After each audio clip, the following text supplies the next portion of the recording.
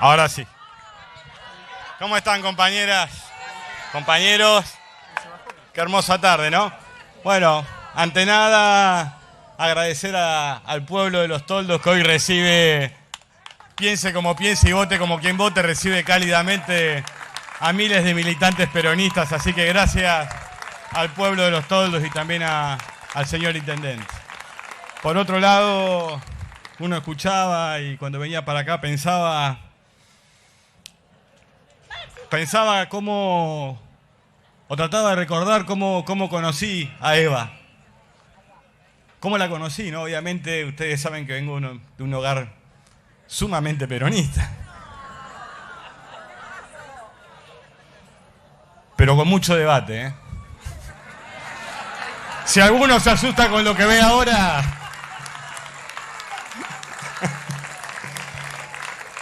y creo que también hubo una persona que me hizo conocerla desde otro lugar a Eva, ¿no?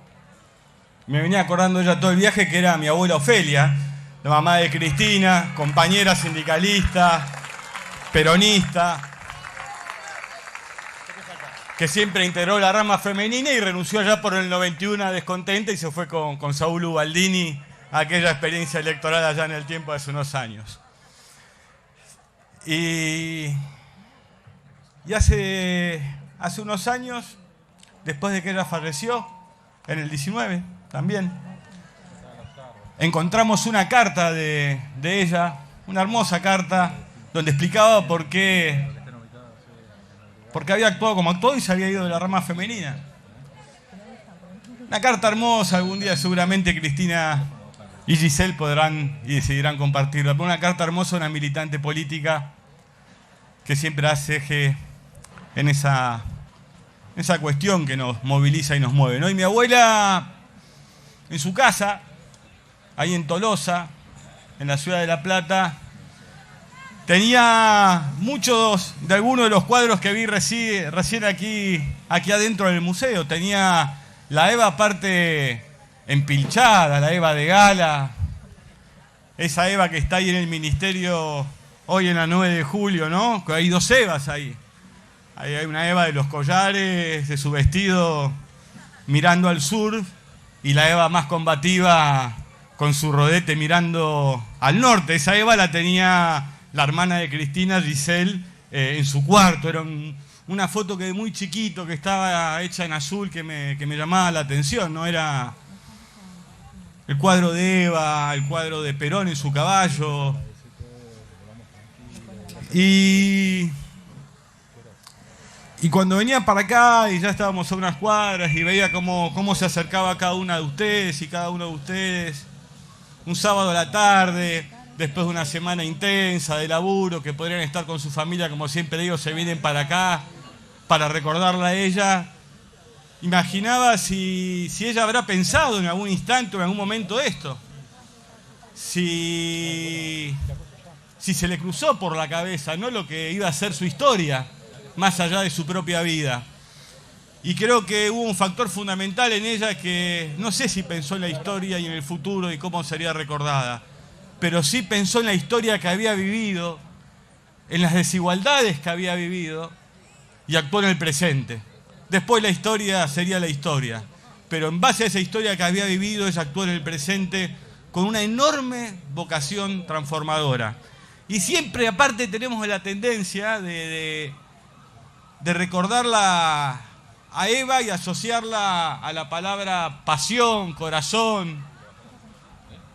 Pero también estaba la otra Eva, inteligente, cerebral, constructora política, creadora del Partido Peronista Femenino, por ejemplo, de la Eva que, por ejemplo, no sé, que ayer recordaban la Constitución del 53, yo me voy a ir a la Constitución del 49, en otra nueva interna que ya vamos a tener, y recordaba, por ejemplo, el espíritu de Eva en esa Constitución, con la patria potestad, con la igualdad jurídica del hombre y la mujer, en el matrimonio. Tema que el expresidente Alfonsín, en el caso de la patria potestad, tomó de vuelta ya por el 85, 86. Imagínense lo adelantada a su tiempo también que estaba ella, ¿no? 36 años después de aquella constitución volvimos y pudimos avanzar en ese sentido. Entonces creo que esa Eva también debe ser recordada, porque muchas veces ha habido tendencia desde las afueras del peronismo de querer, ¿no?, situar cierta cuestión, peronismo, evitismo, y así le vamos agregando ismos para que nos busquen dividir. Y fueron Eva y Juan. Y fue la gente particularmente, ¿no? Porque creo que hasta ese 45 los dirigentes prácticamente que tenía el peronismo eran desconocidos, no estaban en los diarios. En los diarios estaban otros. Pero hubo una unidad que le dio plafón a esa dirigencia, que fue la unidad de la gente. Y la unidad de lo que se buscaba. Y el cansancio de un pueblo de no tener derechos, de ser maltratado no solo económicamente, sino de ser maltratado humanamente. Y como prueba quizás más clara de ese maltrato fue lo que hicieron con Eva después de muerta y después del golpe a Perón, de lo que unos pocos llaman revolución libertadora y muchos llamamos fusiladora. Entonces creo que ese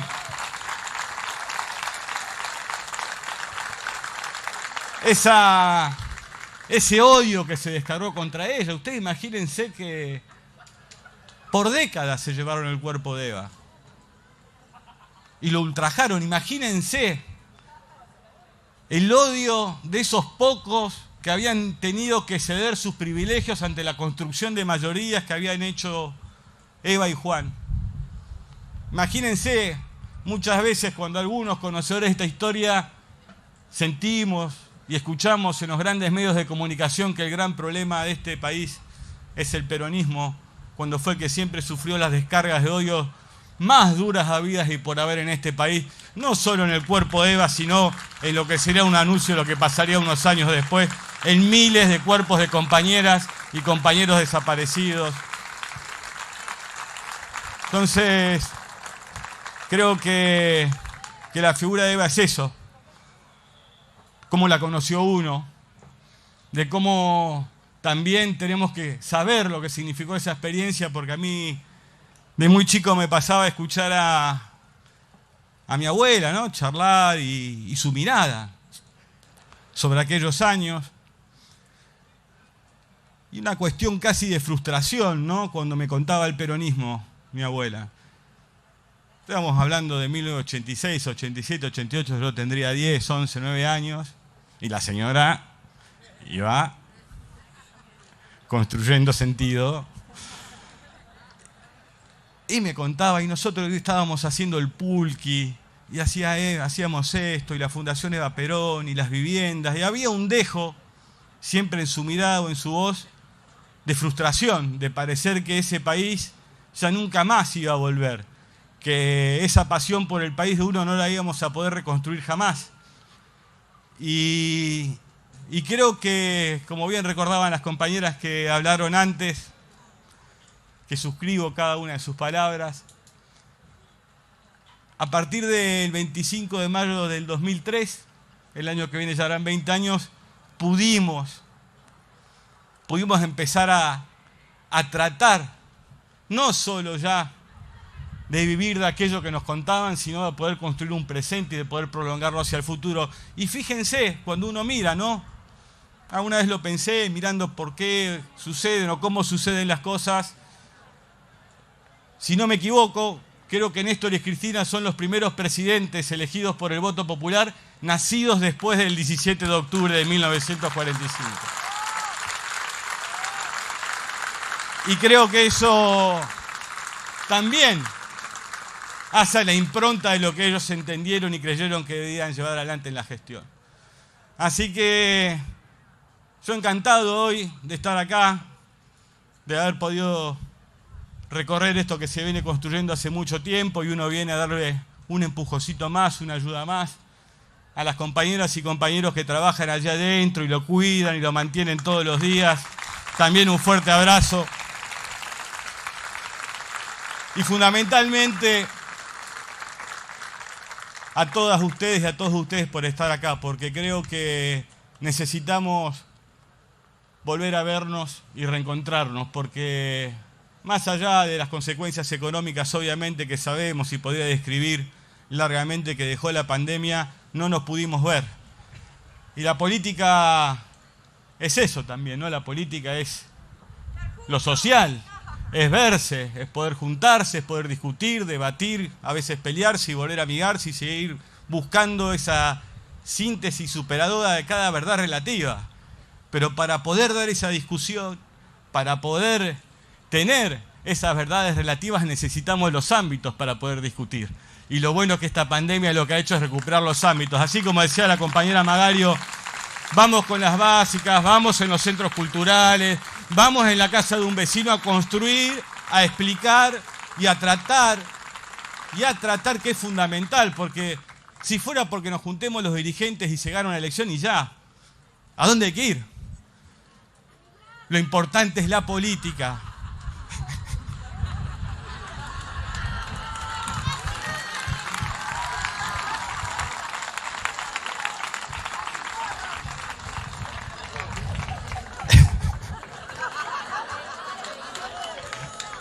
Creo que...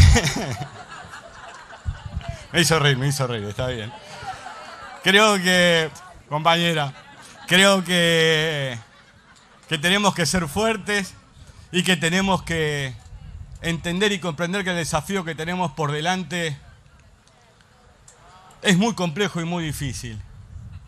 Y que nosotros necesitamos poco a poco que nuestro pueblo vaya recuperando su poder adquisitivo.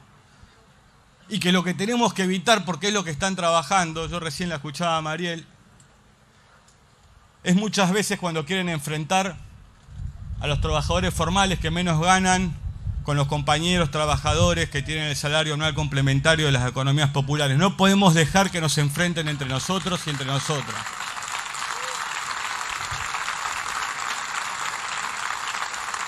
En todo caso, lo que está alto no son aquellos compañeros que son parte de políticas públicas necesarias muchas veces, siempre, casi en los medios de comunicación, vilipendiadas, maltratados, maltratadas, sino que lo que hay que subir son los salarios.